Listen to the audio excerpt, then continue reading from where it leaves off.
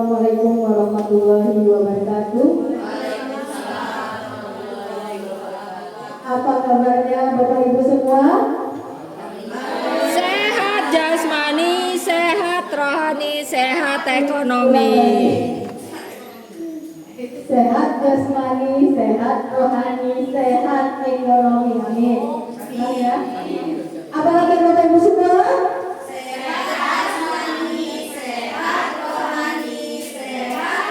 Oke, terima kasih. Baiklah, teman-teman dulu kita semua. Baiklah, sebelum mulai pembelajaran lagi, seperti yang disampaikan oleh Ibu Eti, saya hanya sharing dengan apa yang didapat di pelatihan kemarin. Tidak bermaksud menggurui, saya yakin apalagi tentang modul 4 ini asesmen. Asesmen kita sudah pasti semua tahu ya. Asesmennya kurang lebih sebagai informasi sama dengan yang kurikulum kemarin. Kita kan tidak berubah kurikulum Bapak Ibu, hanya saja pendekatannya, pendekatan pembelajaran mendalam. Kita masih masuk di kurikulum merdeka. Nanti akan ada prinsip asesmen, kemudian ada tujuan asesmen itu. Hanya sedikit ya, jangan bosan. Hanya sedikit jadi tentang mengulas tentang asesmen. Dan di sini saya punya 10 soal dapat dari pelatihan kemarin. Kita pretest dulu tentang asesmen sebelum mulai pembelajaran. Ada 10 soal. Kalau saya kurangi 5 soal artinya korupsi ya, 5 soalnya. Jadi sesuai amanah lah, 10 yang kami dapat dari sana, jadi 10 yang akan Bapak Ibu kerjakan pretestnya. Silakan, terima kasih Bu Edi Mestiana. Saya kasih waktu Bapak Ibu 10 menit untuk menjawab tentang asesmen. Diisi saja di situ. Kalau saya sedikit praktek, belum sempat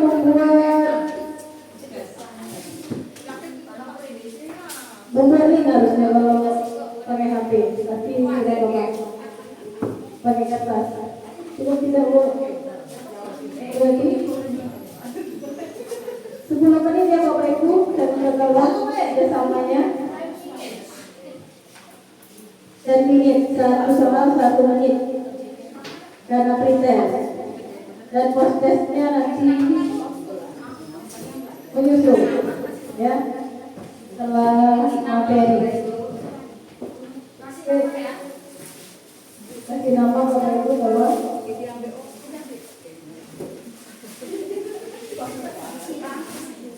boleh.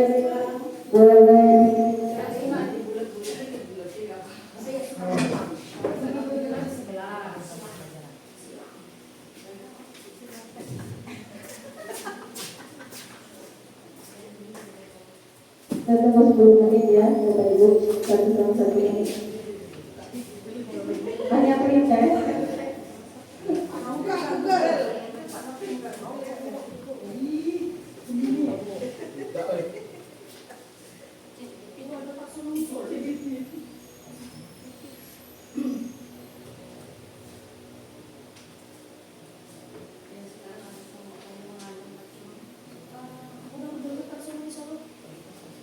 Nanti ada penjelasannya di sana, Pak Teman Solo.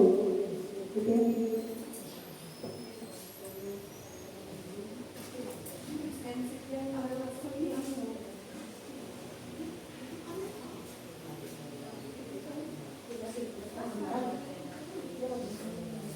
Biasanya kalau ada ini ada pos biasanya. Iya, posnya usul. Karena waktunya mepet, setelah ini Bu Eka akan menyampaikan PTM-nya.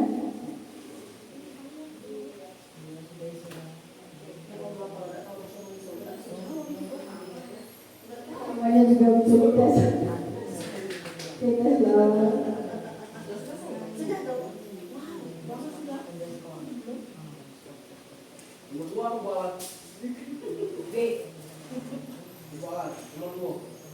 Nomor 2, B-nya banyak kayaknya.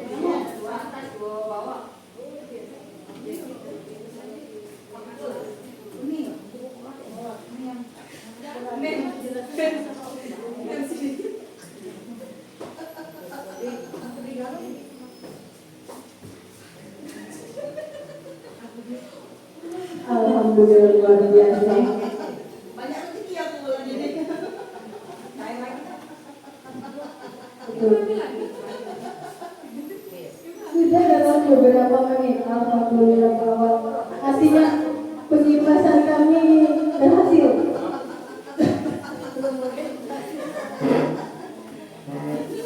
Coba pindah ke mana, Bu?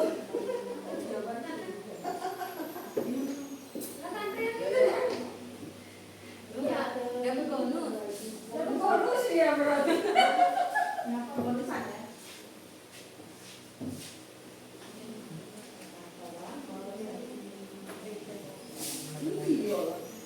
Oh, jadi banyak rezeki. Nanti kan bisa jadi bahan diskusi ya. Jadi, sudah. Sudah Bu. Oke. Kalau itu keluar kelas. Ya.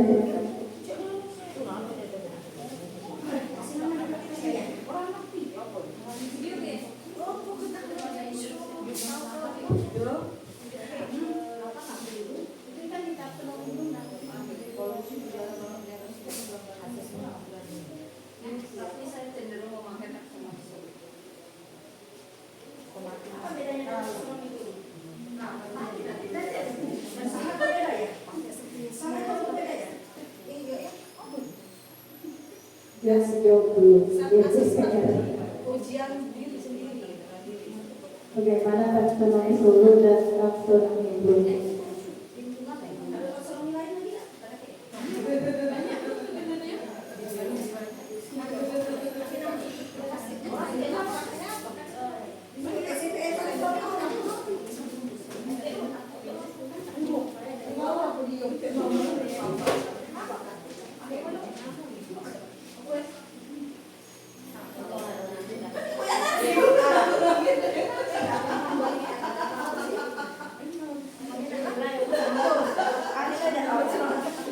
Oke, silakan Bapak Ibu.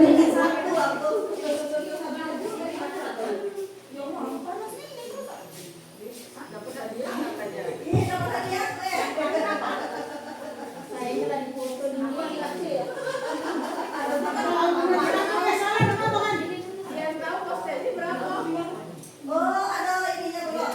Sama soalnya.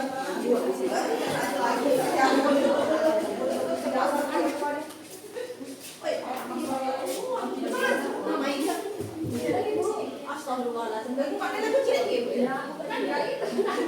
setelah dijelaskan. Nah, setelah dijelaskan dia akan ada proses yang lagi. Jadi saya perbedaan antara prioritas dan prosesnya. Orang sama berbeda. Kalau ternyata proses yang kecil daripada prioritasnya itu kata-katanya. Mari dapat 50.000.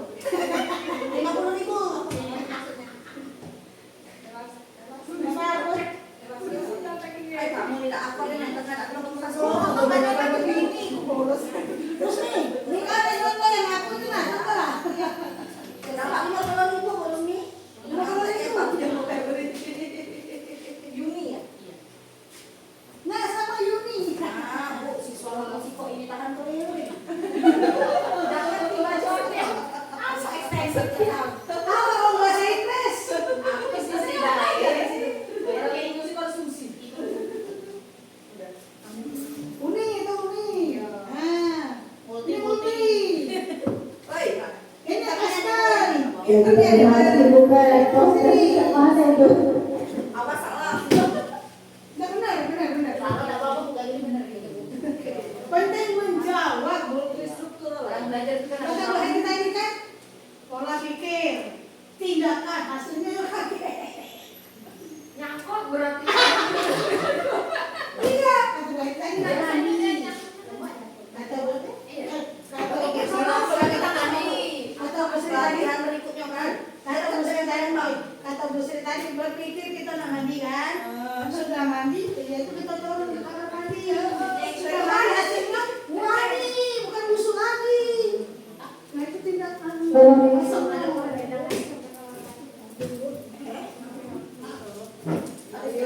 Ada pasti.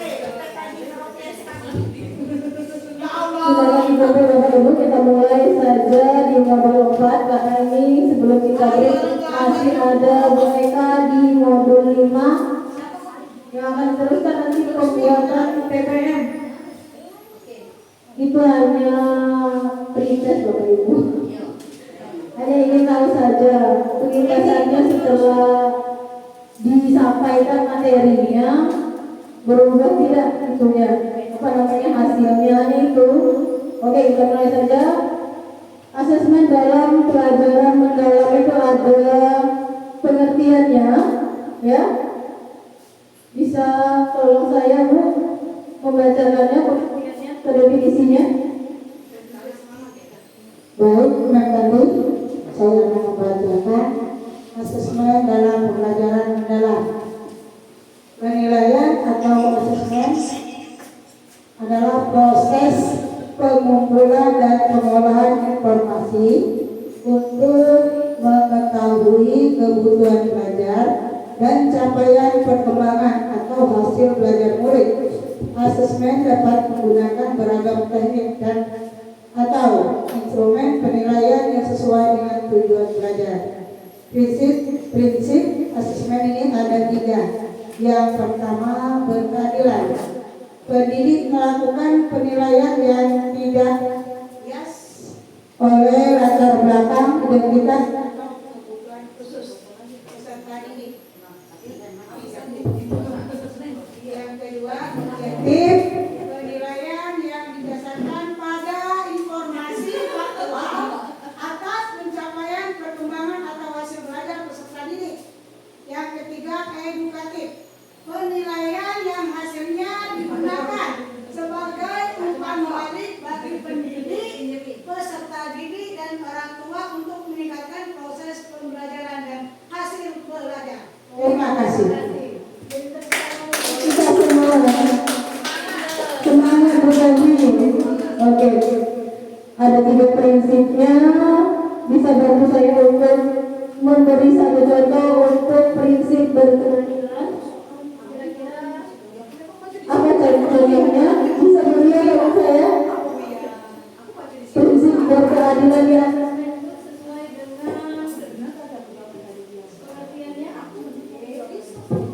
sesuai dengan pengertiannya boleh?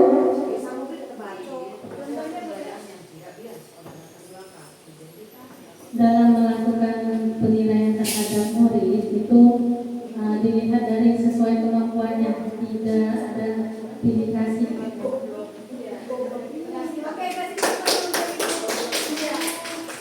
Jadi jangan mentang-mentang orang tadi ya ya siswanya, jadi nilainya besar, maksudnya berkeadilan. Jadi kita tidak melihat latar belakang, identitas atau kebutuhan khusus dari peserta didik.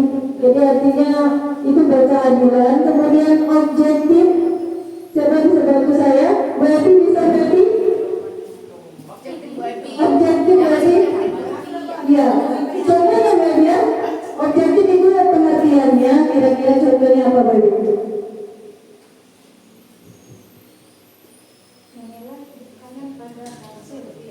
Pada hasil. Contohnya berarti ya.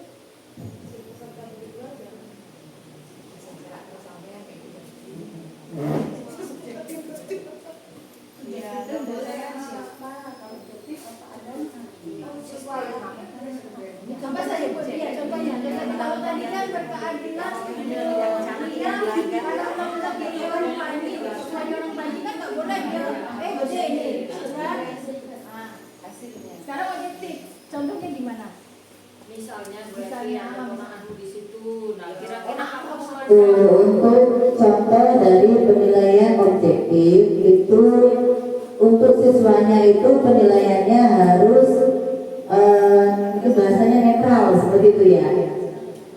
Tidak ada perbandingan sesuai hasil, sesuai hasil.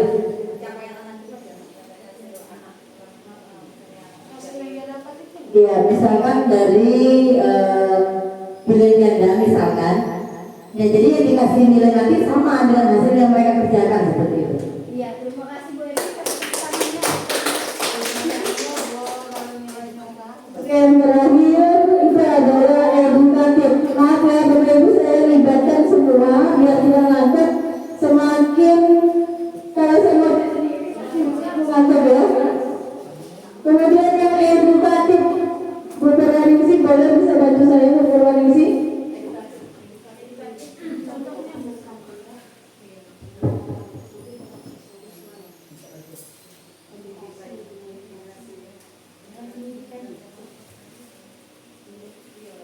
kita dalam pertemuan rapat kita hadirkan siswa yang mempunyai atau berprestasi dalam bidang tertentu dan menjadi contoh untuk para orang tua siswa yang lainnya atau siswa yang lainnya. Oke, terima kasih. Ada yang mau menambahkan lagi? Ada yang mau menambahkan? Bu Sri bisa? Edukatif? Masih? Saya butuh satu contoh lagi, Bu. Penilaian edukatif contohnya apa, Bu? Kalau tadi menghadirkan si orang tua di suatu rapat atau pertemuan, ngasih tahu bahwa ini loh nilai anaknya, gitu kan? Kalau dari contoh Bu nih, ya. Satu lagi, Bu, kira-kira misalnya dari agama gitu. Mungkin kalau contoh untuk yang edukatif ya, ketika kita sudah melakukan asesmen, ya di sana kan ada anak yang mendapat nilai tertinggi, ada nilai sedang, ada nilai rendah. Jadi dalam artian memang untuk yang dapat nilai rendah tidak harus dipersalahkan, tetapi ada suatu bimbingan di mana berarti anak yang mendapat nilai di bawah KKM itu diadakan suatu remedial dan pengayaan atau dibimbing kembali, dan untuk anak yang mendapat nilai tinggi itu dikasih suatu motivasi lagi, dalam artian jangan hanya bangga sampai di situ. Ya, terima kasih. Kasih tepuk tangan lagi. Terima kasih. Ya benar sekali ya, Bu. Jadi kalau edukatif itu yang pertama untuk kita sendiri sebagai guru. Jadi kalau misalnya anak itu udah 80 ya 80 di pelajaran misalnya Budi dapat 80, itu kan cerminan berarti untuk si Budi ini strategi atau apa namanya soal yang kita berikan itu berhasil kan, itu sebagai pendidik. Berarti anaknya juga berpengaruh. Kemudian imbasnya ke orang tua apa? Mungkin orang tuanya kasih semangat, ya, oh sudah baik nak, sudah 80 misalnya, ini contohnya ya. Kemudian kalau yang rendah, udah terus kalau yang rendah mungkin lebih di ini lagi. Oh artinya strategi ini atau penilaian seperti ini tidak cocok untuk anak ini, seperti itu kan? Ya. Oke, terima kasih banyak. Next, boleh next lagi. Ya, ini asesmen formatif dan asesmen sumatif. Saya minta bantu lagi pembacanya biar kita ngantuk. Terima kasih. Asesmen formatif yaitu asesmen yang bertujuan untuk memberikan informasi atau umpan balik bagi pendidik dan murid untuk memperbaiki proses belajar. Asesmen formatif berupa A. Asesmen di awal pembelajaran yang dilakukan untuk mengetahui kesiapan murid untuk mempelajari materi ajar dan mencapai tujuan pembelajaran yang direncanakan. B. Asesmen di dalam proses pembelajaran yang dilakukan selama proses pembelajaran untuk mengetahui perkembangan murid dan sekaligus pemberian umpan balik yang cepat. Kemudian ada asesmen sumatif, yaitu asesmen yang dilakukan untuk memastikan tentang capaian tujuan pembelajaran pada jenjang pendidikan dasar dan menengah. Asesmen ini bertujuan untuk menilai pencapaian hasil belajar murid sebagai dasar penentuan A. Kenaikan kelas dan B. Kelulusan dari satuan pendidikan. Terima kasih. Terima kasih banyak awal. Terima kasih kasih aplaus untuk berawal. Oke, dari kegiatan awal kita tadi, kira-kira perintah saya tadi masuk di formatif atau sumatif?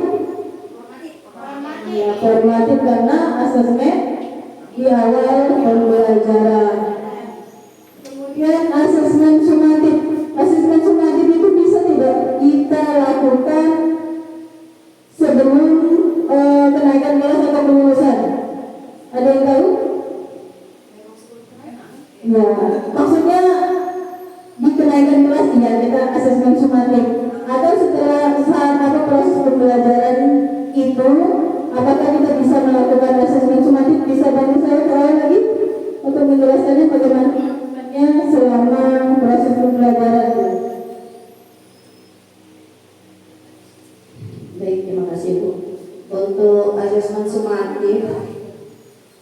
Sumatif ini sepengetahuan saya ada sumatif tengah semester dan ada sumatif akhir semester. Ada dua itu untuk penilaian sumatif. Ya, kalau formatif biasanya iya. Jadi sumatif itu berkompetensi ya Pak? Iya, berkompetensi bisa tengah semester, bisa akhir semester. Terima kasih Bu atas Terima kasih, itu sangat membantu Bapak. Oke, selanjutnya Bapak. Oke, ini adalah autentik dan holistik dari asesmen. Ya, autentik, kemudian holistik. Bantu saya lagi, boleh untuk membaca apa itu autentik, apa itu holistik. Asesmen dalam penerapan pembelajaran mendalam yaitu asesmen formatif dan sumatif diterapkan dengan penekanan pada asesmen autentik dan holistik. Untuk autentik, penilaian yang mempresentasikan realitas kehidupan atau konteks sehari-hari, berfokus proses dan produk belajar dalam konteks yang nyata dan bermakna, bertujuan mengukur kompetensi nyata seperti pemecahan masalah, berpikir kritis, berpikir kreatif, kolaborasi, dan komunikasi. Untuk holistik, penilaian yang melihat keseluruhan aspek kemampuan siswa secara utuh dan terpadu, pengetahuan keterampilan sikap dapat terintegrasi berbagai dimensi pembelajaran untuk memberi gambaran komprehensif terhadap perkembangan belajar siswa. Oke, terima kasih Bu Win. Nah, pertanyaan saya lagi, ketika mengaplikasikan asesmen autentik, bisa bantu jawabnya? Contohnya, ketika kita melakukan asesmen autentik, itu kira-kira di kegiatan belajar apa? Karena semua mata pelajaran itu ya bisa digunakan dalam pembelajaran mendalam ini.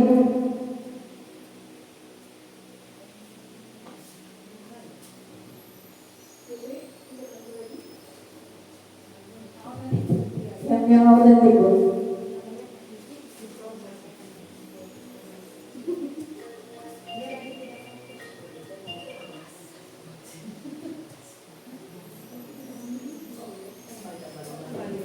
Ya, saya akan mencoba memberikan membantu tentang asesmen autentik ya. Ini yang berkaitan dengan realitas kehidupan atau konteks sehari-hari atau berfokus pada produk belajar dan konteks yang nyata dan bermakna. Contohnya Sangat-sangat boleh. Memang tergantung mata pelajarannya masing-masing ya. Iya. oke, kalau dalam belajar PAI itu kan ada pelajaran tentang ilmu tajwid ya, dimana apabila kita mempelajari huruf qalqalah, mungkin kalau kita kaitkan dengan kehidupan sehari-hari atau dengan mata pelajaran lain, terutama untuk mapel PJOK, kita arahkan kepada anak untuk mengingat apakah kalian pernah memegang atau pernah bermain bola yang memang ketika dia dipegang ke bawah dengan suara pantulan yang ini semakin kuat semakin ini. Jadi intinya memantul, yaitu bola basket ya.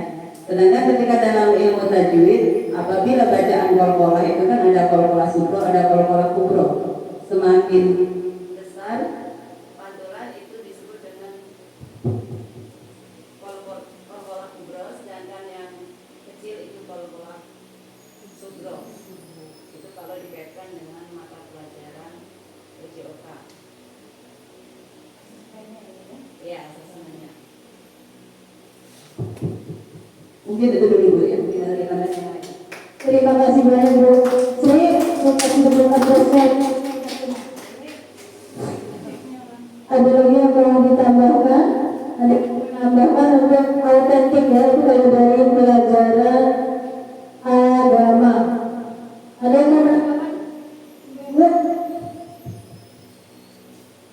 Ada? Ya, kalau dari pelajaran bahasa Inggris sendiri pada saat diskusi, ya, ada kritis, kolaboratif dan komunikasi ketika mereka mempresentasikan. Jadi selama kegiatan diskusi, misalnya diskusi kemarin ya ada scripted text misalnya, mereka berkolaborasi, kemudian ada yang maju ke depan. Nah, proses dari mereka berdiskusi itu kemudian sampai komunikasi ke depan, itulah penilaian asesmen autentik, ya, seperti itu. Kalau di pelajaran bahasa Inggris, ya nyata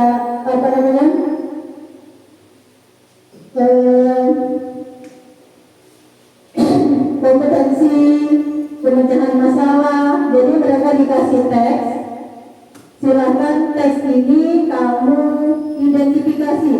Misalnya ini saya contohkan di mata pelajaran saya ya. Silakan diidentifikasi.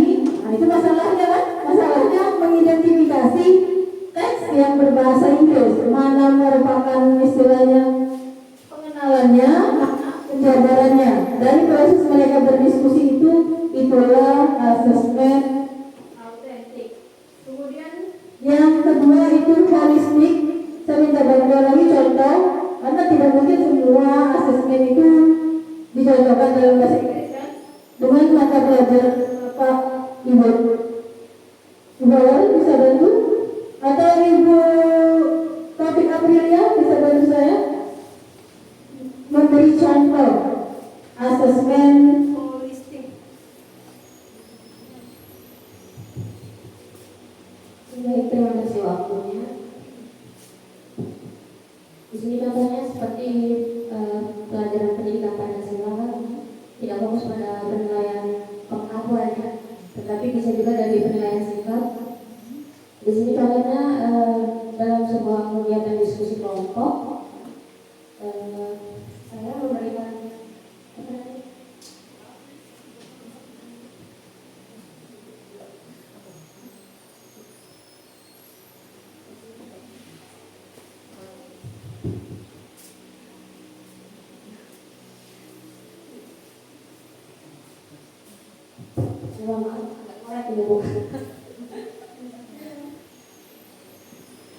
maksudnya penilaian dilakukan secara observasi, kemudian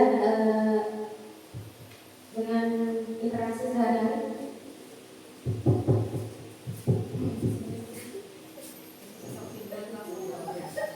Oke, beri aplaus untuk Ibu Taufik Aprilia. Balik lagi Bu Aprilia, bukan masalah benar ya Bu April. Ini kan soal kita balik lagi ke pelajaran mendalam yang kita tuju adalah prosesnya. Bagaimana dari tadi malu ngomong, ya, atau punya konsep bisa jadi ngomong, speak up ya. Oke, yang berikutnya untuk Eka, karena waktu kita mepet kayaknya ke kelambatan ini.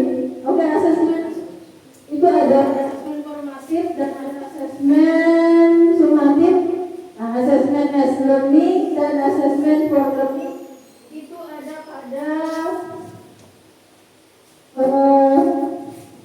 penilaian formatif, dan asesmen of learning itu ada pada penilaian sumatif. Tadi kalau tidak salah di pretestnya itu ada salah satu, kalau saya salah baca ya, itu contohnya kalau asesmen as learning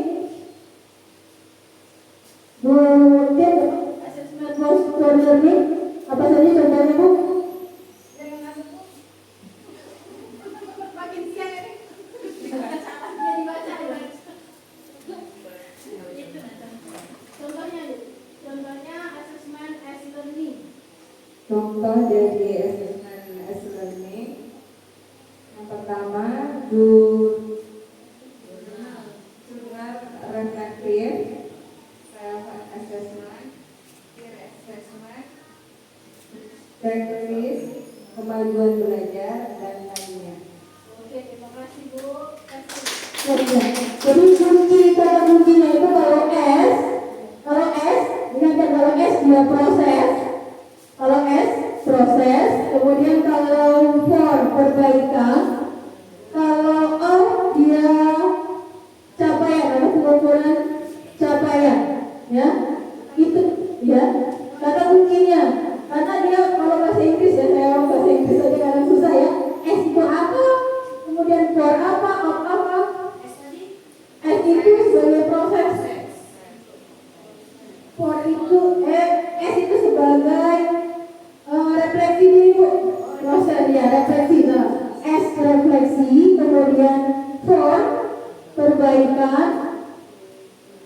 Kemudian pengukuran capaian hasil lah intinya. Ya. Ya, kalau pengukuran capaian, pengukur capaian itu keywordnya atau ya. Ya ini ya itu adalah contoh teknik asesmen. Kita semua sudah tahu, kayaknya di skip aja Bu Eka. Ya, kemudian taksonomi solo dan taksonomi Bloom. Ya, kita pakai yang mana? Itu kita saksikan dulu. Taksonomi Bloom dan taksonomi solo. Di kurikulum Merdeka, banyak guru bertanya, sebenarnya kita menggunakan taksonomi Bloom atau taksonomi Solo sih? Jawabannya, keduanya bisa digunakan, namun fungsinya berbeda. Taksonomi Bloom sudah lama dikenal sebagai kerangka untuk mengukur keterampilan berpikir siswa dari yang paling sederhana hingga kompleks, mulai dari mengingat, memahami, menerapkan, menganalisis, mengevaluasi, sampai mencipta. Bloom membantu guru menyusun tujuan pembelajaran dan asesmen berdasarkan level kognitif. Sementara itu, taksonomi Solo lebih fokus pada kualitas jawaban siswa. Solo menggambarkan sejauh mana pemahaman siswa berkembang dari yang sangat sederhana, kemudian meningkat menjadi unistruktural, multistruktural, relasional, hingga akhirnya mencapai extended abstract atau pemahaman mendalam. Di kurikulum Merdeka, keduanya saling melengkapi. Bloom memberi arah dalam merancang tujuan pembelajaran, sedangkan Solo membantu guru menilai seberapa dalam pemahaman murid. Jadi, bukan memilih salah satu, melainkan memanfaatkan keduanya agar pembelajaran lebih bermakna. Dengan memahami Bloom dan Solo, guru dapat memastikan bahwa capaian pembelajaran tidak hanya terlihat dari banyaknya materi yang diingat siswa, tetapi juga dari kualitas pemahaman dan kemampuannya mengaitkan pengetahuan dalam kehidupan nyata. Bagaimana? Bagaimana Bapak Ibu? Kembali lagi ke tabel tadi mereka, taksonomi Solo dan taksonomi Bloom. Kemudian aplikasinya di pembelajaran mendalam. Bisa kita baca sama-sama nanti. Yang satunya. Nah ini, itu taksonomi Bloom, kemudian taksonomi Solo. Posisinya di pembelajaran mendalam. Kalau mencipta, menganalisis, mengevaluasi ya, itu C berapa ya Bu?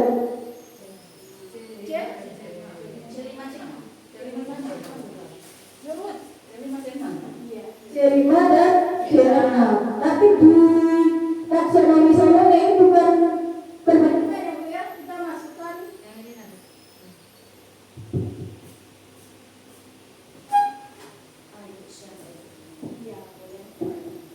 boleh kita jelaskan sedikit ini, setelah ini kita tinggalkan dulu. Jadi itu dari atas itu C5 dan C6 kalau di taksonomi Bloom. Tapi kalau di taksonomi Solo itu berpikir abstrak, ya berpikir abstrak ya mendalam. Itulah tadi kalau di situ mencipta misalnya kalau di pelajaran bahasa Inggris mencipta itu seperti apa? Ketika saya berbicara tentang menulis teks itu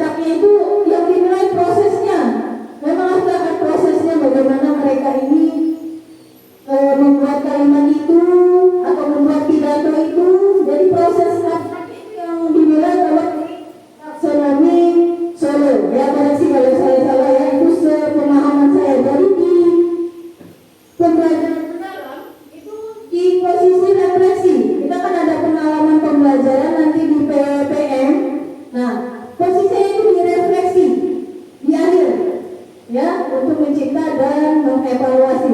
Atau Tidak masuk di pembelajaran pokoknya. Ini apa? Inti. ini inti Bu, nanti, tapi inti itu kan ada pengalaman belajarnya nanti ada 3.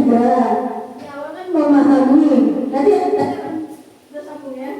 memahami di awal kan ya, langkahnya nanti itu di apa namanya pengalaman belajarnya memahami, kemudian yang kedua mengaplikasi, yang langkah ketiga merefleksi. Nah refleksi itu nanti ada hasilnya yang tulisan, pidato, kalimat seperti itu. Kalau menjelaskan di sini memang sulit, tapi ketika masuk di PPM-nya nanti akan mudah dipahami, ya. Deskripsinya itu maksudnya kalau kita menggunakannya di tujuan pembelajaran bisa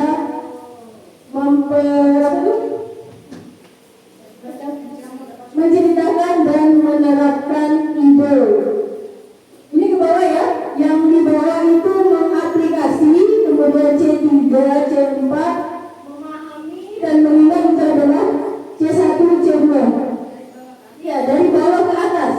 Jadi di atas itu C6-nya karena antara taksonomi Bloom dan taksonomi Solo, ya, itu kan kita menunggu hasil akhirnya, kan? Hasil akhirnya yang itu mencipta. Ternyata kalau di taksonomi Solo dia secara abstrak, makanya dia meletakkan di atas. Kalau cuma sekedar unstruktural tadi mengingat, kemudian memahami, itu kan C1, C2, kemudian C3 tadi ke C3, C4 itu mengaplikasi, mengumpulkan ide-ide ini. Sebenarnya kan kata-kata apa namanya ya? Apa ya? KKO ya? KKO ya? Sebenarnya KKO ya? Iya. Ya, kalau tidak saya salah koreksi, tolong. Ya. Jadi dari bawah yang pertama C1 tadi unistruktural, C2 multistruktural, itu kata KKO-nya ada di samping. Itu posisinya di PM itu di memahami, di langkahnya memahami. Kemudian baru naik ke tujuan, terus terakhir dan C5, C6 tadi. Itu aja berapa? Sepertinya terakhir ini sudah. Ya, sama yang tadi ya. Skip aja. Skip lagi. Oke, sudah selesai. Ya. Itu nanti kami share materinya, ya. Sebatas ini, sebatas yang saya sampaikan dan sepengetahuan saya, Bapak Ibu. Sekali lagi saya tidak menggurui, saya juga belajar. Dengan bantuan Bapak Ibu tadi menyebutkan, memberi contoh, itu bukan penilaian saya sebagai ini apa namanya narasumber, bukan, tapi saya juga belajar. Oh ternyata kalau di agama seperti itu ya Bu ya, dirinya ternyata kalau di bahasa Indonesia seperti itu pelajaran untuk saya, bukan suatu penilaian misalnya oh ya Bapak Ibu ini seperti ini, tidak. Jadi saya sangat berterima kasih. Dan satu lagi sedikit ya, mungkin selama 12 tahun di sini ya Bu, saya orang yang tidak pernah istilahnya ingin berbicara di depan. Tahu sendiri ya, kalau rapat banyak pusing aja. Ya, tapi alhamdulillah dari pelatihan ini terus terang saja iya menuntut keberanian. Berkata Ibu Heti, awalnya saya mau cari alasan ini, bisa bikin alasan apa nih? Ternyata mungkin lebih bisa bawa mobil. Jadi tidak ada alasan untuk mundur. Saya pernah tanya awal aku ada ganti tuh. Ya itu, saya sadar benar itu PPT. Dan sampai sekarang masih ada PPT itu, sebenarnya tidak mungkin bisa di-skip. Ya. Tidak mungkin bisa di-skip dari hidup kita masing-masing. Tapi bagaimana caranya berpikir kalau orang lain bisa, kenapa kita tidak? Ya orang lain makan nasi, kita makan nasi. Gitu, seperti itu.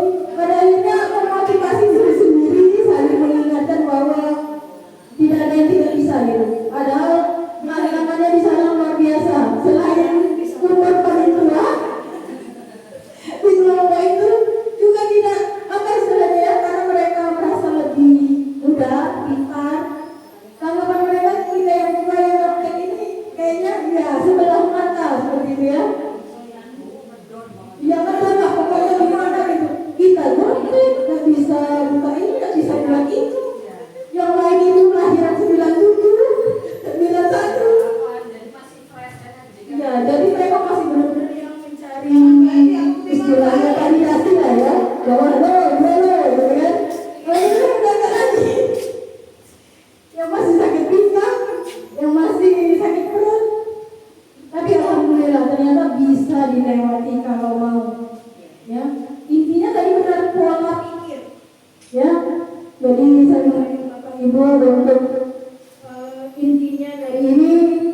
berubah. Kita anak untuk mengubah pola pikir. Ternyata Bapak Ibu ketika PPM ini atau pembelajaran mendalam ini diterapkan di dalam kelas yang tadinya terlalu lama, sehingga waktu PPM terlalu kan 80 menit ini ternyata begitu memakai PPM ini waktunya kurang. Serius, waktunya kurang.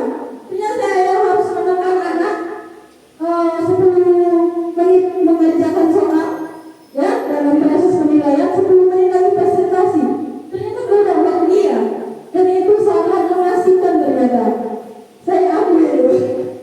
Kalau yang sebelumnya kan, ya Allah 80 menit apa dalam kelas ini masih setengah jam lagi, apa kan? Itu saya ambil itu. Tapi ternyata setelah kita mengaplikasikan ini, kurang waktunya anak asik melakukan itu. Dan satu lagi yang saya sangat terkesan kemarin, ketika disuruh presentasi, tidak bisa, tapi dia tetap pegang tipu, tetap berusaha maju gila ya. Alhamdulillah, saya senang sekali bukan soal dia membaca bahasa Inggris itu tidak bisa, tapi keberaniannya dia mau berubah gitu. Saya senang sekali sampai tidak bisa berkata-kata yang tadinya tahu sendiri siswa kita kalau disuruh ini ke depan, jangankan siswa saya aja gitu, kalau disuruh tanya males, kalau disuruh ke depan males, biar cincin takut,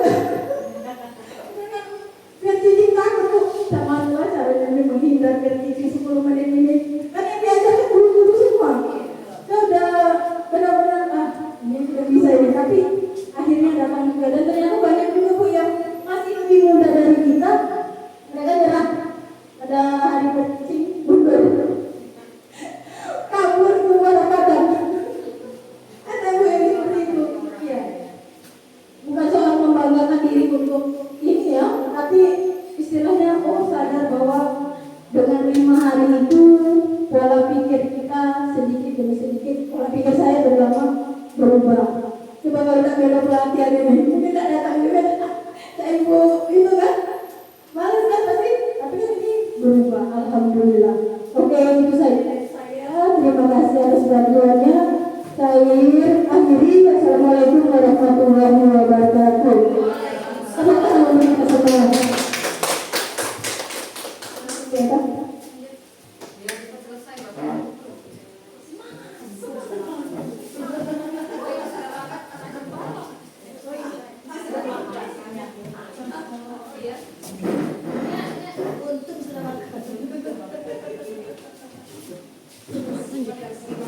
Dilanjutin atau Baru 45. Nyambung.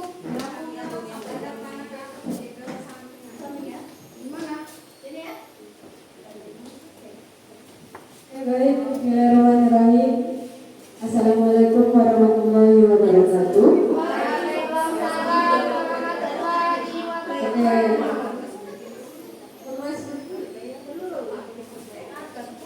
Yang itu baik. Ya apa ya?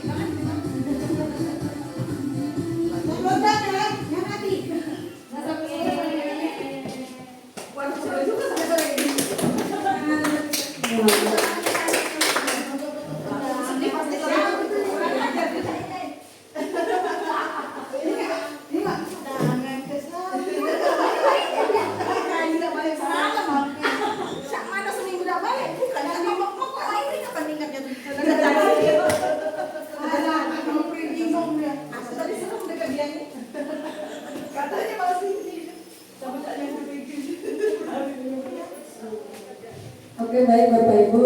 Nah, kita lanjutkan untuk PPM-nya ya. Nah, kalau sebelum-sebelumnya untuk perencanaan pembelajaran itu kan dulunya namanya RPP. Kemudian menjadi modul dan yang sekarang itu namanya perencanaan pembelajaran mendalam atau PPM. PPM ya. Perencanaan pembelajaran mendalam. Nah, dalam perencanaan pembelajaran ada beberapa implementasinya. Coba minta tolong untuk Ibu April.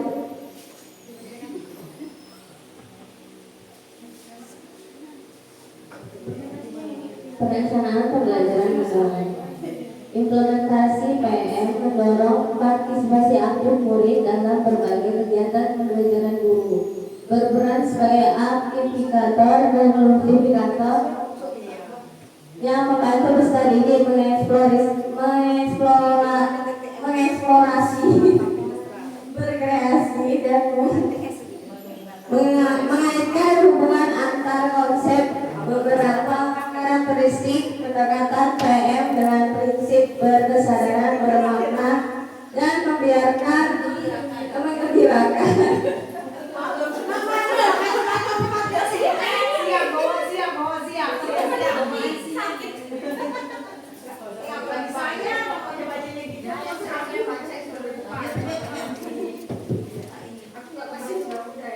Antara lain pembelajaran aktif, kolaboratif,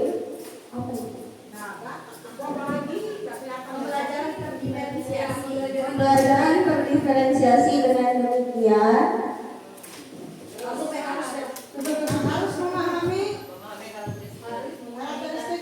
harus memahami karakteristik murid sebagai strategi pembelajaran untuk menciptakan pembelajaran mendalam, mendorong murid untuk bertanggung jawab atas pembelajaran mereka sendiri dan merefleksikan kemajuan mereka sehingga mereka mampu melakukan asesmen diri, merefleksikan capaian pembelajaran mereka sendiri dan menetapkan tujuan pribadi. Hal ini membantu peserta didik mengembangkan keterampilan mereka kognitif dan mendorong mereka untuk lebih proaktif dalam pembelajaran mereka. Asesmen dalam PM relevan dengan pencapaian profil lulusan yang mendukung pengembangan.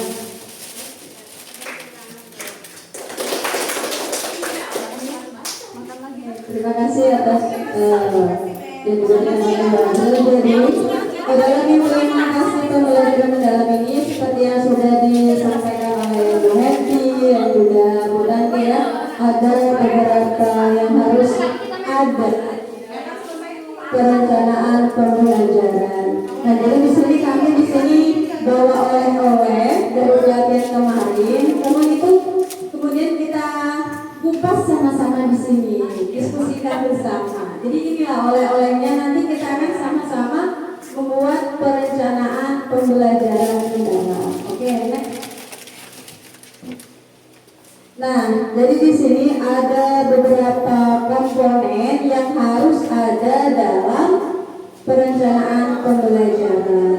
Boleh minta tolong Ibu Leni?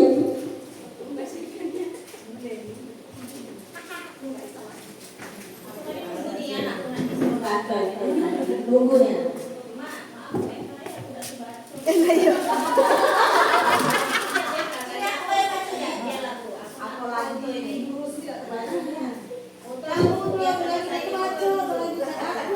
Oke, baik, terima kasih. Untuk yang pertama itu adalah identifikasi. Ada 3 poin. Poin A itu adalah mengidentifikasi kesiapan murid. Yang B memahami karakteristik materi pelajaran. Yang C menentukan dimensi profil lulusan. Untuk yang kedua ini adalah desain pembelajaran. Ada 2 poin. Yang A menentukan tujuan pembelajaran, yang B menentukan kerangka pembelajaran.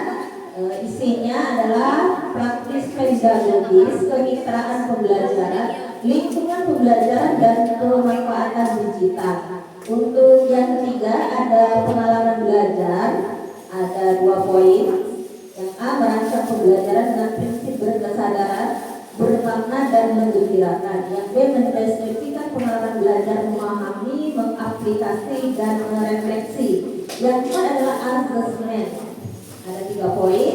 Assessment pada awal pembelajaran, assessment pada proses pembelajaran, dan assessment pada akhir pembelajaran. Terima kasih Bu Eka.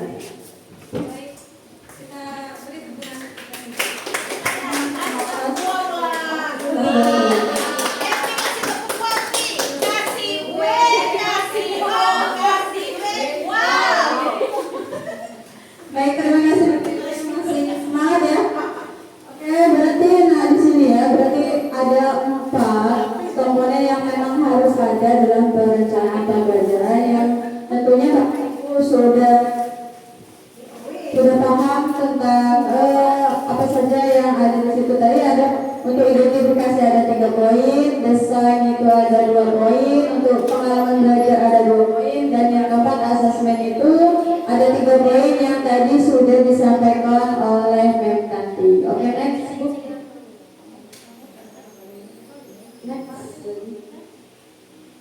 Nah, di sini yang tahap pertama yaitu untuk mengidentifikasi kesiapan murid. Nah, jadi di sini ada 5 poin bagaimana kita untuk mengidentifikasi kesiapan murid. Coba Ibu minta tolong kepada Ibu Epi untuk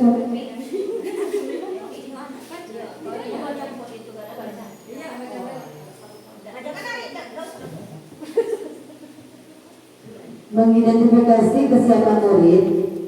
Yang pertama, analisis pengetahuan awal. Guru dapat menggunakan pretest, diskusi awal, pertanyaan tematik, dan lain-lain untuk mengetahui pemahaman awal murid terhadap konsep yang akan dipelajari. Lalu gunakan hasilnya untuk mengidentifikasi kesenjangan pemahaman yang mungkin muncul dan menjadi himbauan dalam hambatan dalam pembelajaran. Yang kedua, observasi dan refleksi. Amati bagaimana murid merespon pertanyaan terbuka, tantangan berpikir kritis, tugas eksploratif.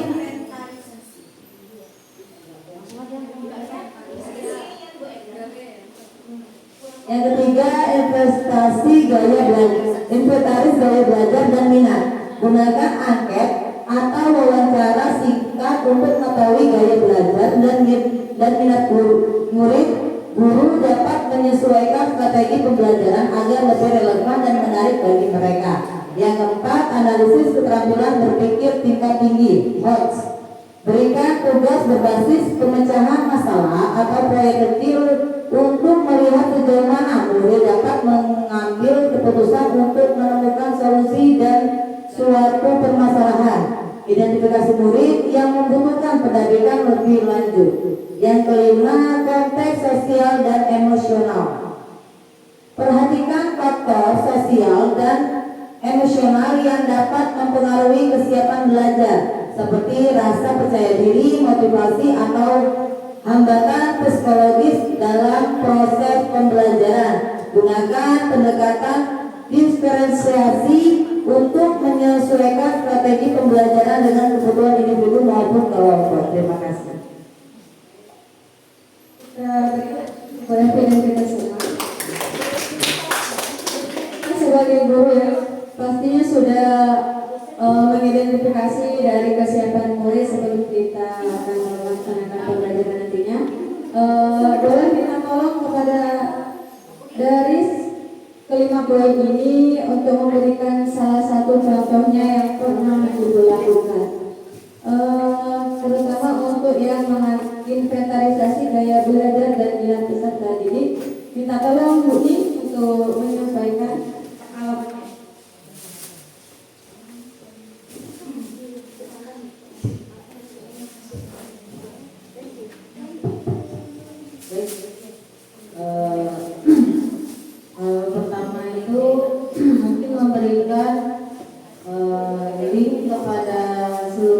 siswa, terutama kelas 7, itu link tentang gaya belajar.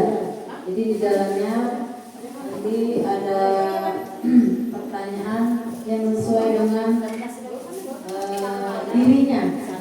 Nah, nanti hasilnya akan diketahui setelah mengisi link gaya belajar tersebut. Gaya belajar tersebut juga ada 3, ada gaya belajar visual, kinestetik, dan auditory. Nah, seperti itu. Kemudian nanti dari ketiga hasil itu kita pisahkan mana anak yang gaya belajar yang visual, auditory maupun kinestetik. Jadi kita dalam menyampaikan materi itu mudah. Itu. Terima kasih.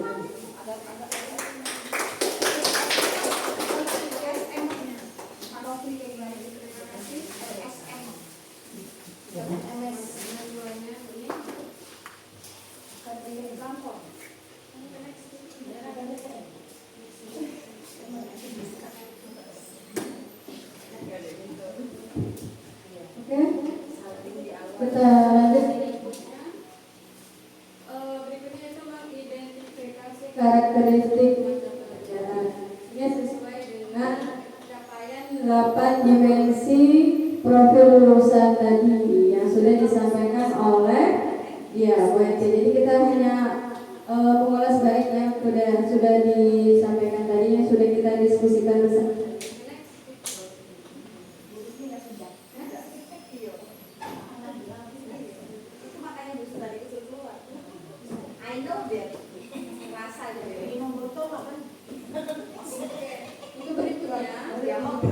Pada desain pembelajaran, disini yang pertama menentukan tujuan pembelajaran berdasarkan KKO atau kata kerja operasional, berdasarkan taksonomi Bloom dan juga taksonomi Solo. Kemudian menentukan kerangka pembelajaran berupa praktek pedagogusnya, model apa yang akan kita gunakan, metode bagaimana, pendekatannya. Nah, pendekatannya itu lebih ditekankan kepada pendekatan pembelajaran mendalam. Kemudian kemitraan pembelajarannya, apakah ada hubungannya dengan apa lain dan sebagainya. Kemudian lingkungan pembelajaran, apakah di sekolah, di ruang kelas atau di luar kelas. Dan yang ketiga itu pemanfaatan digital, seperti yang sudah kita diskusikan tadi ya, bisa menggunakan handphone untuk misalnya membuat poster, pakai aplikasi dari internet, atau mencari sumber referensi bahan ajar untuk siswa, bahan bacaan untuk siswa, dan lain sebagainya. Oke, next.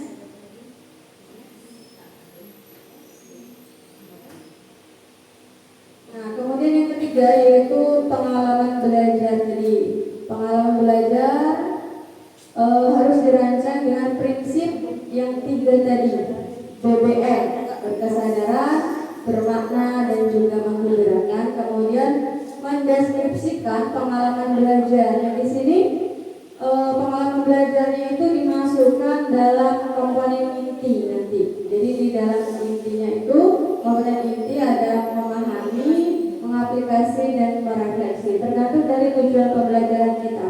Tapi kalau biasanya nih ya, untuk itu harus berpasangan itu antara memahami dan merefleksi atau mengaplikasi dan merefleksi. Jadi kadang kan untuk mencapai satu tujuan itu tidak cukup dalam satu pertemuan, harus 2 pertemuan dan sebagainya. Nah, itu ketiganya tidak harus habis dalam satu pertemuan, tapi harus ada gandengannya. Misalnya memahami dengan merefleksi atau mengaplikasi dengan merefleksi.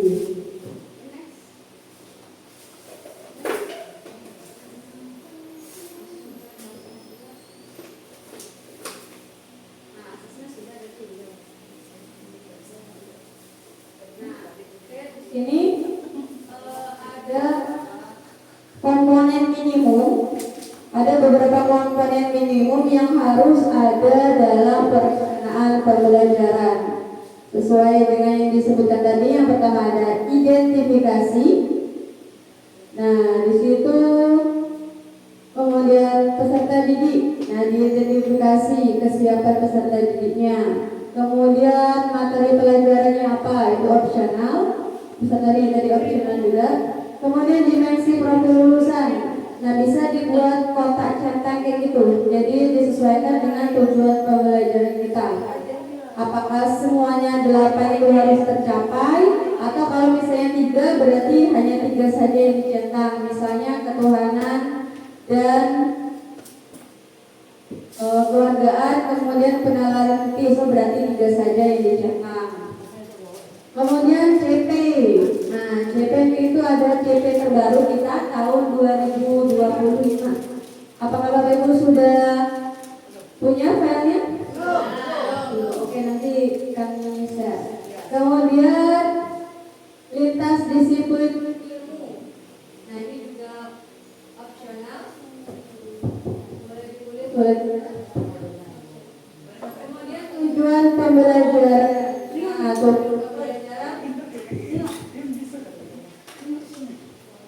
sesuai dengan KKU tadi. Kemudian apa?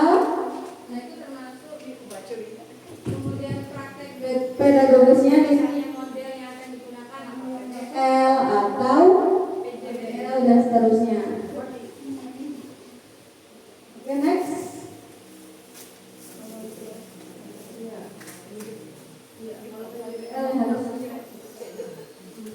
Oke, berikutnya pengalaman. Nah, di sini untuk langkah-langkah pembelajaran itu kalau dalam PPM masuk dalam desain dalam pengalaman belajar.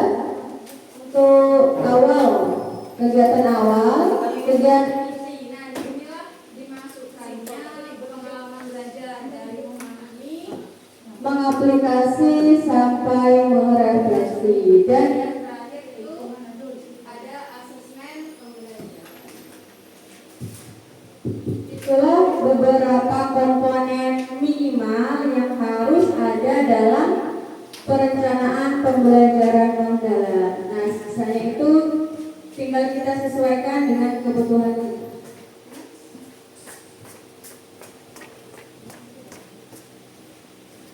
Nah, ini ada beberapa pelaksanaan PM-nya.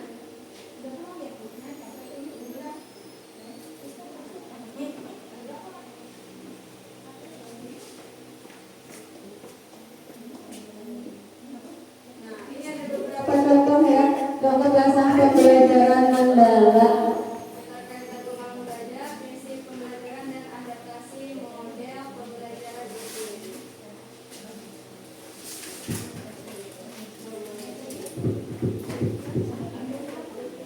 Nah, ini Bapak Ibu.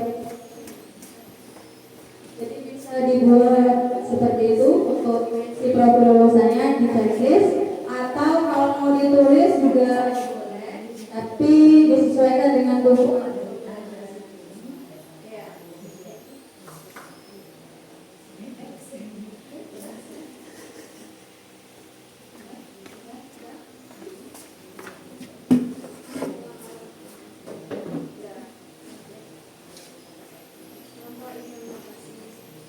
Nah, itu kalau contohnya itu berupa PJBL dengan menghasilkan produk berupa poster atau alat.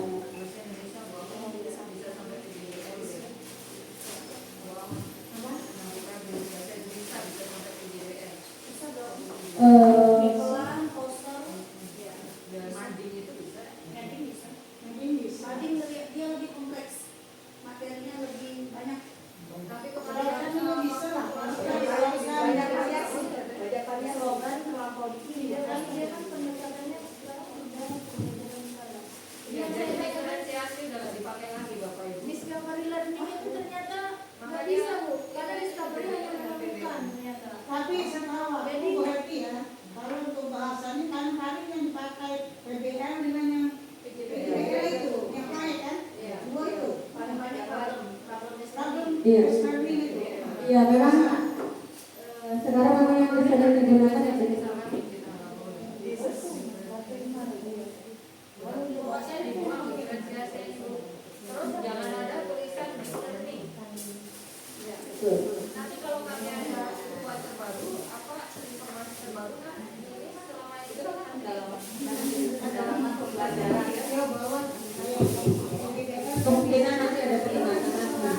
Jadi kalau memang nanti ada yang terbaru lagi, ada misalnya dari PTN kami yang salah, nanti kami informasi lagi. Ini kan misalnya dikasih contoh ya sama Bu Eka, nanti draftnya udah diganti. Ada revisi dan revisi. Nah kalau misalnya ada revisi lagi, perbaikan lagi, kami info lagi. Oh yang salah yang ini, yang benar yang begini.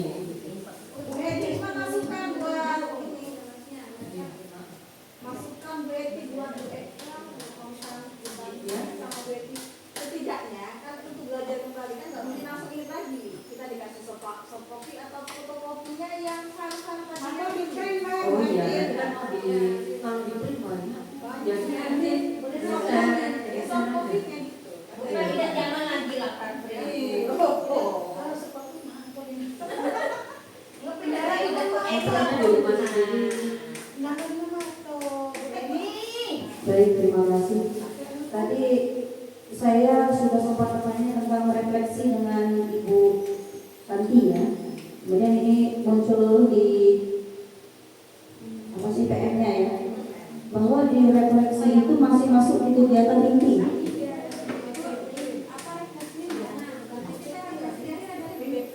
Jadi refleksi di inti dan refleksi di penutup itu beda.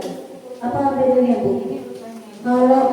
Kalau yang refleksi di inti itu kan masih dalam proses pembelajaran dari siswanya. Kalau di akhir nanti kan juga di penutup ada lagi refleksi secara keseluruhan. Iya, ini ya Bu, saya paham untuk di penutupnya. Kalau di penutup kan biasanya refleksi memang tetap dari siswa. Di penutup pun tetap dari siswa refleksi itu, tidak ada yang dari guru. Kalau kami belajar kemarin ya, refleksi itu semuanya dari awal inti penutup semuanya dari siswa. Guru hanya apa sih memfasilitasi.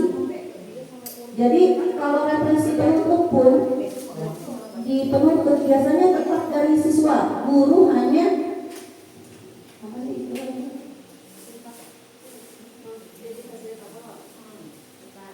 Penguatan. Guru hanya memberi penguatan saja. Refleksinya tetap dari siswa. Yang saya tanyakan, refleksi Ibu tadi bilang di inti pun refleksinya dari siswa. Apa bedanya refleksi inti dan penutup itu? Kembali lagi ke pengalaman belajar lagi Bu. Selain pengalaman kerja.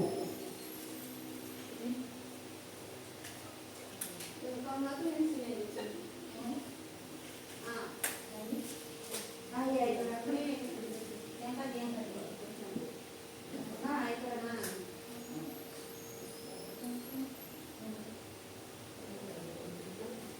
Iya itu sama dengan refleksi penutup itu. Kalau refleksi di atas biasanya yang ditanyakan bagaimana kesan itu kesannya pelajaran kita jadi nah.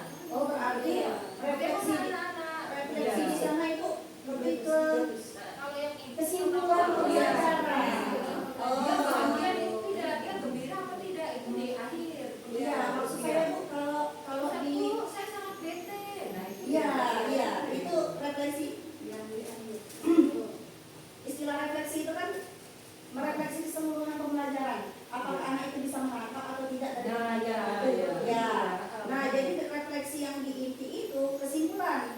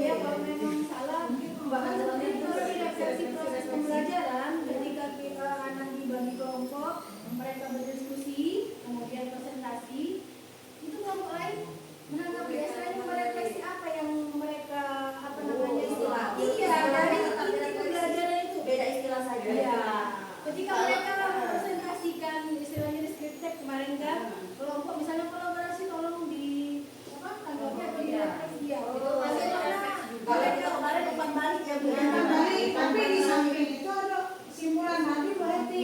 Memang ada refleksi terakhir memang ada pelajaran itu memang ada. Tidak istilahnya baik dibedakan di satu, tapi pelaksanaannya beda aja. Pelaksanaannya sama dengan modul ajar. jadi kalau di PMI ketika dia maju kelompok lain itu harus presentasi di kantor Iya, itu masih dalam diskusi. Dalam diskusi ya. Dalam proses diskusi. Ya apa?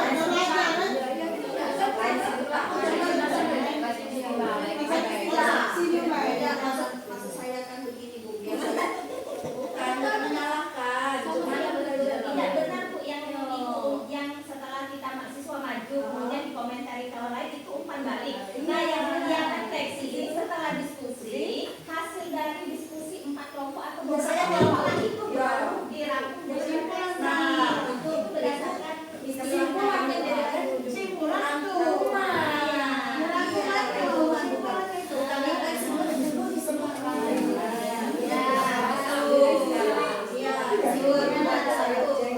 Jadi di refleksi ini yang di PM ini ternyata semuanya itu dijadikan satu antara umpan balik, antara kesimpulan sama stimulasi pengalaman belajarnya dijadikan satu di refleksi. Tapi ternyata di refleksi ada lagi. Aku itu tadi sudah refleksi ini tadi kok. Sudah refleksi ini tadi. Sudah ada refleksi ini kan. Di bawahnya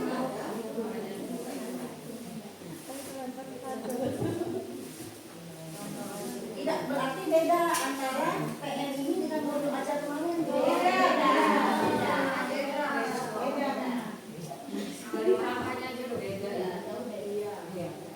Ini lebih dijadikan satu. Itu maksudnya. Baru menyimpulkan lagi di modul penutup refleksi tadi sudah ada, menyimpulkan ada lagi berkesadaran Bu. Maksudnya yang penutupan kan? Kalau itu kan sudah kesimpulan penutupnya kan? Tidak, dia sudah refleksi ternyata di penutup ada menyimpulkan lagi cek enam. Ya kesimpulan pelajaran yang bahasan gitu ya? Iya. Dari yang kita materi tadi ya kesimpulan. Tidak, ini beda kalau di diskusi tadi kan ada menyimpulkan katanya. Umpan balik dan menyimpulkan. Ya kan? Refleksi tadi kan? Sudah umpan balik, menyimpulkan. Enggak. Ini kan masih awal, maksudku kalau sudah ada contoh, mungkin Kesimpulan ya, bukan. terus Terus ada tujuannya. ini menyimpulkan lagi.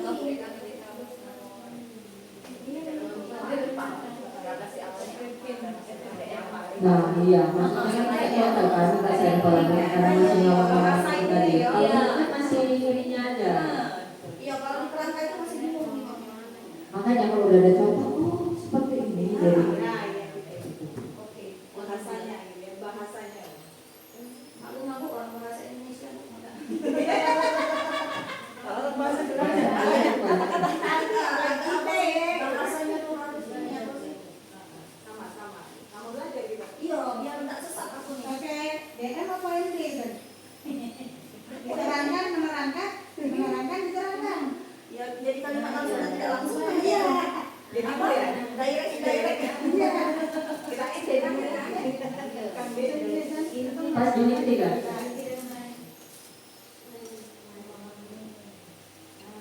Nah, merefleksikan, menetapkan posternya, mengajak berdiskusi untuk Sekarang di pembelajaran dalam ini kalau kita ini kan kita pakai mapping biasanya Bapak Ibu atau peta konsep sekarang. Jadi setiap materi kalau memang matematika mungkin kayak ya Bu Iwin kan. Bu Iwin itu seperti kayak rumus-rumus itu nah, misalnya rumus kubus, rumus apa buat mapping itu bisa itu Bu. Jadi anak itu akan mudah menghafal, harus kita suruh presentasi, kita bahas lagi itu bisa. Nah, iya. Kayaknya sekarang kantor kan?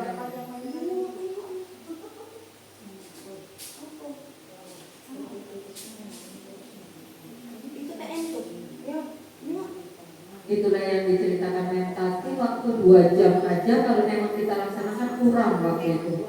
Asik sekarang pembelajarannya jadi.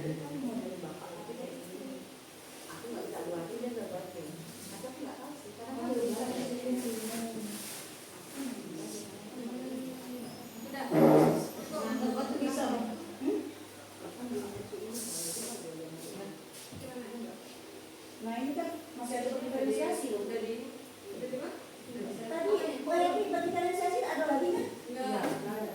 Ini ada. Kemarin tadi yang pakai diferensiasi disalahkan. Buang nih. Oh dia refleksi dulu baru rangkuman dulu. Kalau kita kan rangkuman dulu baru refleksi. Iya, soalnya tadi kan Kalau yang pengalaman kita tadi tiga masuk dalam ini masuk dalam Contohnya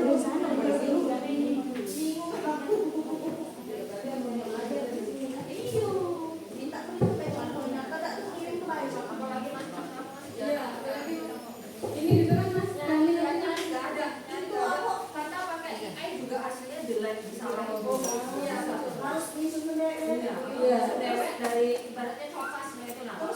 isinya laki-laki sekali.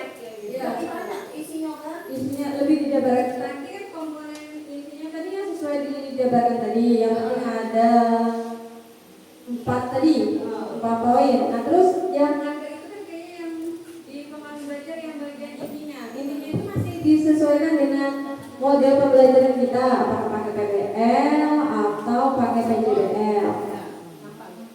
Yang agak tadi memang di bagian refleksi ya. Cuma refleksi memang harus masih masuk ke komponen itu. Yang tadi. Ya, itu secara keseluruhan. Kalau tadi kan tergantung. Ya, tempat ya. Karena kan lebih di ini kan lebih kayak untuk modelnya lebih ditekankan untuk PBL atau PJBL. Jadi kan itu pasti ada diskusi mereka. Karena kita memasukkan dalam Iya. kan ada kolaborasi. Karena sesuai dengan tujuan keterampilan AD21 tadi yang PC, kreatif, kolaborasi dan seterusnya. Kalau kita kemarin tuh PPK ya kan religius, Ya. Sekarang apa? ya. Mana yang berbeda ya? Ada tambahan, Bapak Ibu? Minta file. Oke, berarti Ini kan ditambah? Ini tambahan dia sebenarnya kalau di ERPP atau di PPM ini dia ada kerangka dasarnya. Nah itu identitas termasuklah yang saya baca tadi itu yang harus ada masalah kesimpulan di atas yang penting dia di bagian penutup. Jangan deh setelah salah baru kesimpulan. Mulai lagi itu bukan Karena apa tuh? Ya yang penting kan kita tuh tidak juga dianu karena kemarin juga diomong ke Bapak Ibu yang penting kerangkanya sesuai. Jadi makanya pemerintah itu memberi poin-poin tertentu, nah mengembangkan kita. Nah tadi kan Ibu tadi ada tulis opsional, berarti boleh digunakan boleh tidak. Seperti identifikasi peserta didik, kita nggak mungkin nggak tahu nih Bapak Ibu. Kalau kita ngarah udah ke bab 2 berarti anak sudah menguasai bab 1. Sudah paham bab 1. Jadi boleh dipakai, boleh tidak, opsional. Nah, begitu juga dengan kerangka kalau kita sudah ada acuannya identitas, kemudian ada apa tadi yang 8 profil dan terusnya ada inti, ya sudah, berarti aman ya. Jadi kita ada asesmen aman. Jadi yang lainnya cuma penambahan saja. Jadi tidak perlu kita ribut masalah dulu kesimpulan kita di atas. Tidak apa-apa. Ini kan udah kata-katanya diperbaiki bukan ribut Ibu. ini tidak ribut Bu, maksudnya tuh fleksibel, boleh di atas, boleh di bawah. Yang penting kita tidak keluar dari kerangka yang sudah diberikan oleh pemerintah gitu. ya betul. Terima kasih Bu Leni atas tambahannya. Udah cukup Bapak Ibu ya? Oke, untuk Sesi untuk modul 5 saya akhiri. Silakan Bapak Ibu untuk coba membuat perangkat perencanaan pembelajaran di dalamnya sesuai kerangka yang ada. Nanti saya share filenya untuk supaya seragam ya, sekolah kita supaya seragam. Nanti saya share formatnya. kesempatannya. Saya akhiri. Wassalamualaikum warahmatullahi wabarakatuh. Streaming.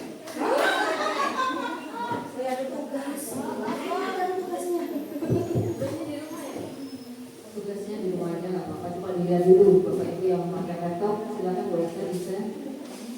Ini masih ada satu lagi bapak ibu, info itu kolaborasi. Itulah nanti ada tugas juga di info kolaborasi.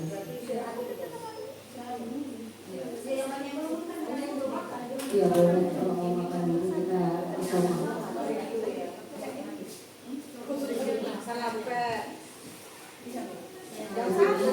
Ibunya istirahat. Ini makan sore. Siang, makan siang lewat. Kami tadi makan siang.